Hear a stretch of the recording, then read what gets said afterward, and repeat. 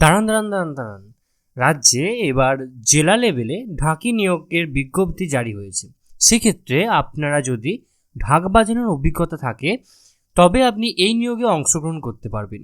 বিভিন্ন অনুষ্ঠান, বিয়ে তথা প্রোগ্রাম কিংবা পুজোর সময় ঢাকিদের চাহিদা সব থেকে বেশি থাকে, সেটা আমরা সকলেই জানি। তাদের বায়না তথা ভাড়া করে আনতে হয়।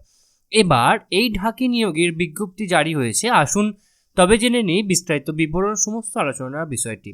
অর্থাৎ কবে থেকে আপনাদের নিয়োগ শুরু হবে, কতগুলো পোস্টে আপনাদের রিক্রুটমেন্টে হবে, নিয়োগকারী সংস্থা, প্রয়োজনীয় আপনাদের শিক্ষাগত যোগ্যতা, আপনাদের কী আবেদন লাগবে, প্রয়োজনীয় ডকুমেন্টস, আবেদন পাঠানোর সময়সীমা, সমস্তটাই কিন্তু আজকে আমরা বিস্তারিত আলোচনা করব এই ভিডিওর মাধ্যমে।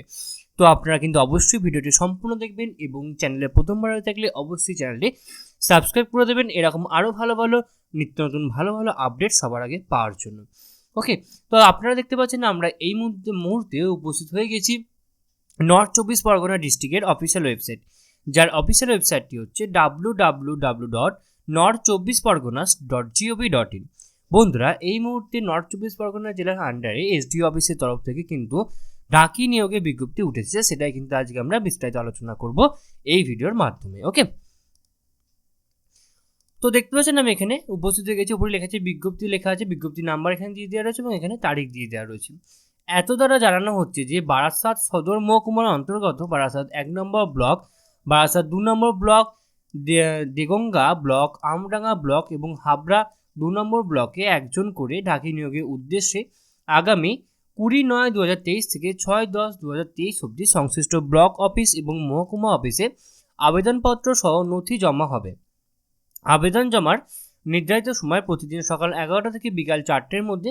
6/10/2023 বিকাল 4টের পর কিন্তু কোনো স্থানে আপনাদের আবেদন জমা নেওয়া হবে না। অর্থাৎ 20 তারিখ অর্থাৎ 20 সেপ্টেম্বর থেকে 6ই অক্টোবর অবধি কিন্তু আপনাদের ফর্ম ফিল আপ চলবে। অর্থাৎ আপনাদের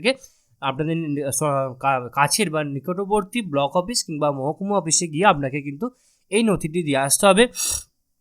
আবেদন জমার সময়সীমা এক্ষেত্রে রয়েছে 11টা থেকে বিকাল 4টা অবধি এবং 6/10/2023 বিকাল 4টার পর কিন্তু কোনোরূপভাবে কোনো স্থানে কিন্তু জমা নেওয়া হবে না কোনো আবেদনপত্র সংশ্লিষ্ট ব্লক ও মহকুমা অফিস থেকে সংগ্রহ করা যাবে।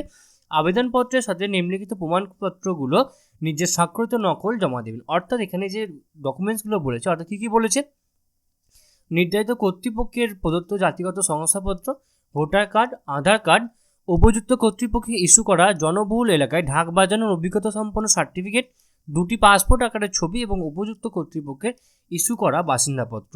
তো এই বিষয়গুলো আপনারা অবশ্যই জেরক্স করবেন। জেরক্স করে কিন্তু আপনাকে অবশ্যই তার নিচে আপনি সই করবেন, বাংলায় পারলে বাংলায়, ইংলিশে হলে ইংলিশে সই করবেন।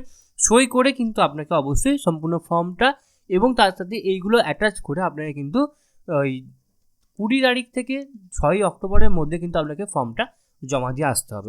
বুঝতে পারছেন ভালো করে? যোগ্যতা মান কী লাগবে, অর্থাৎ আপনার কী যোগ্যতা থাকতে হবে তবে আপনি এখানে আবেদন করতে পারবেন। সেটা হচ্ছে তপশিলি জাতি বা উপজাতি বা অন্যান্য অনগ্রসর জাতির শংসাপত্র থাকতে হবে, সংশ্লিষ্ট এলাকার বাসিন্দা হতে হবে এবং জনবহুল এলাকায় ঢাক বাজানোর অভিজ্ঞতা থাকতে হবে। অর্থাৎ কোনো শিক্ষাগত যোগ্যতা লাগবে না, কোনো কিচ্ছু লাগছে না, কোনো ফর্ম ফিল আপের টাকা লাগছে না। আপনারা কিন্তু সম্পূর্ণ ফ্রিতে উইদাউট এনি যোগ্যতা শুধুমাত্র ঢাক বাজাতে জানলেই কিন্তু আপনারা এই পদের জন্য আপনারা আবেদন করতে পারবেন। আবেদন জমা দেওয়ার সময়সীমা রয়েছে 20/9/2023 থেকে 6/10/2023 প্রতিদিন সকাল 11টা থেকে বিকাল 4টা। স্থান হচ্ছে বারাসাত সদর মহকুমা। তারিখ রয়েছে এখানে 19/9/2023 এটা পাবলিশ করা হয়েছে এবং এখানে আবেদনের যে পত্রটা এটা কিন্তু আপনি ডাউনলোড করে নিতে পারেন, তাহলে আপনাকে কিন্তু আর মহকুমা অফিসে যেতে হবে না। ওপরে লেখা আছে এখানে আপনার নাম লিখবেন, এখানে বিজ্ঞপ্তি নাম্বার কোনটা লিখবেন সেটা দেখিয়ে দিচ্ছি। এখানে যে বিজ্ঞপ্তি নাম্বার দিয়ে দেওয়া রয়েছে 3073 SDOG, এটা আপনাকে অবশ্যই এখানে লিখতে হবে বিজ্ঞপ্তি নাম্বারে। নিজের নাম এখানে লিখবেন ভালো করে, বাংলায় লিখবেন, পিতার নাম বা স্বামীর নাম লিখবেন, বয়স কত সেটা লিখবেন, তপশিলি জাতি বা উপজাতি বা অন্যান্য অনগ্রসর জাতি কোনটা সেটা লিখবেন, সার্টিফিকেটের নাম্বার, অর্থাৎ আপনাদের যে সার্টিফিকেট আছে, আমাদের তপশিলি সার্টিফিকেট বা তপশিলি উপজাতি সার্টিফিকেট যেটা রয়েছে সেই সার্টিফিকেটের নাম্বার থাকে, ঠিক আছে? দেখবেন WBSC এরকম সামথিং কিছু বা ST এরকম কিছু সামথিং থাকে। তো ওই সার্টিফিকেট নাম্বারটা আপনাকে এখানে বসাতে হবে এবং কত তারিখে আপনাদের সার্টিফিকেটটা ইস্যু হয়েছে সেই ইস্যু ডেটটাও কিন্তু আপনাকে এখানে বসাতে হবে।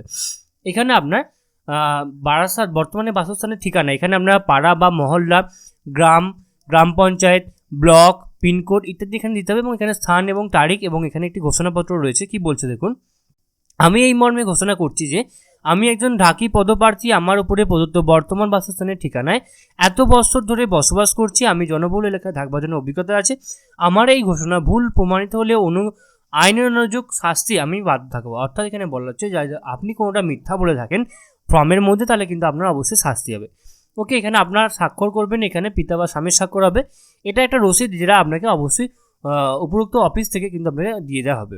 তো এই ছিল আজকে আমাদের আলোচনার বিষয়টি।